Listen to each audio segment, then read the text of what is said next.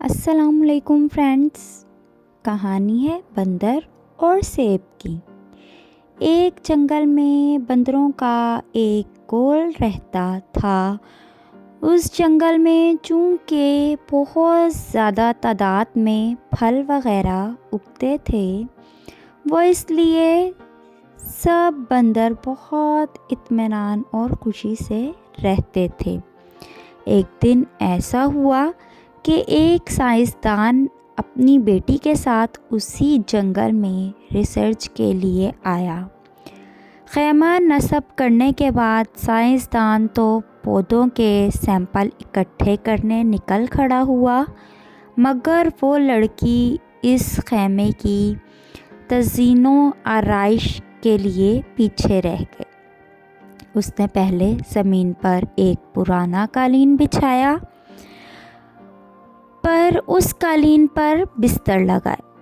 खैमे की दरमियानी टेक से बरकी लालटेन लटकाई और उसके ऐन नीचे एक छोटी सी मेज़ और उस पर सजावटी सेबों से भरा एक प्याला रख दिया। वो सेब देखने में बहुत ताज़ा, खूबसूरत और बड़े लग रहे थे। तमाम बंदर दरख्तों पर बैठे इन मस्नूई सेबों को लालच से देख रहे थे।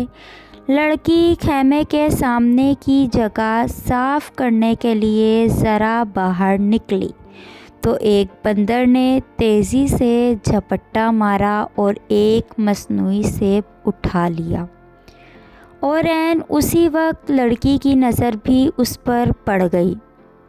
लड़की ने फ़ौरन बंदूक उठाकर निशाना लिया और फायर दाग दिया, मगर तमाम बंदर इतनी देर में वहाँ से भाग गए थे। काफ़ी देर तक भागने के बाद ताक़ुब ना होने का यकीन होने पर तमाम बंदर रुक गए। चोर बंदर ने हाथ बुलंद करके सबको सेब दिखाया। सब बंदर हैरत से उस बंदर को देखने लगे और उसको खुशकिस्मत गर्दानने लगे कि इसे ऐसा अच्छा सेब मिल गया, और कोशिश करने लगे कि एक बार उस मस्नूई सेब को हाथ लगाकर देख सकें। चोर बंदर ने सबको झिड़का और ये मस्नूई सेब लेकर एक दरख्त की सबसे ऊंची शाख पर जा बैठा और सेब को खाने के लिए इसे मुंह में लेकर दबाया, मगर ये मस्नूई सेब सख्त प्लास्टिक का बना हुआ था, जिसे चबाने से बंदर के दांतों में दर्द होने लगा। बंदर ने 2-3 बार और कोशिश की, मगर हर बार उसे दर्द होने लगता। वो दिन चोर बंदर ने उसी ऊंची शाख पर भूखे रहकर गुजारा। अगले दिन वो नीचे उतर आया। दूसरे तमाम बंदर उसे एहतराम से देखने लगे, क्योंकि उस वक्त भी उसके हाथ में वो मस्नूई सेब मौजूद था। दूसरे बंदरों ने से मिलने वाला एहतराम देखकर उस बंदर ने उस सेब पर अपनी पकड़ और मजबूत कर दी। अब दूसरे बंदर फलों की तलाश में निकल गए और तेज़ी से एक दरख्त से दूसरे दरख्त पर छलांग लगाते हुए फल तोड़ तोड़ कर खाने लगे। चोर बंदर के एक हाथ में चूंकि मस्नूई सेब था, इसलिए वो दरख्तों पर नहीं चढ़ सका, मगर वो सेब भी हाथ से छोड़ना नहीं चाहता था। इसलिए वो सारा दिन भूखा प्यासा रहा और यही सिलसिला आगे कुछ दिनों तक चलता रहा। दूसरे बंदर उसके हाथ में मस्नूई सेब होने की वजह से इज़्ज़त करते, मगर उसे खाने के लिए कुछ नहीं देते। भूख से बेहाल वो बंदर इतना निढाल हो चुका था कि उसको अपना आखिरी वक्त नज़र आ रहा था।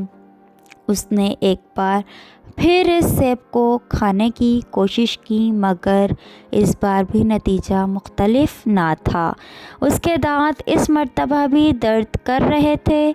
चोर बंदर को अपनी आँखों के सामने दरख्तों से लटके हुए फल नज़र आ रहे थे, मगर उसमें इतनी हिम्मत नहीं थी कि वो इन दरख्तों पर चढ़ सकता। آہستہ آہستہ اس کی آنکھیں ہمیشہ کے لیے بند ہو گئیں۔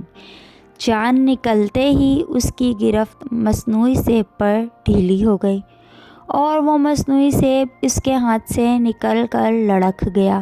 شام کو باقی بندر آئے، انہوں نے مرے ہوئے بندر کی لاش پر کچھ آنسو بہائے، افسوس کیا اور اس کی لاش کو پتوں سے ڈھانپ دیا۔ ابھی وہ اتنا کر ہی رہے تھے کہ ایک دوسرے بندر کو وہی مصنوعی سیب ملا اور اس نے اپنا ہاتھ بلند کر کے سب کو وہ سیب دکھانا شروع کر دیا۔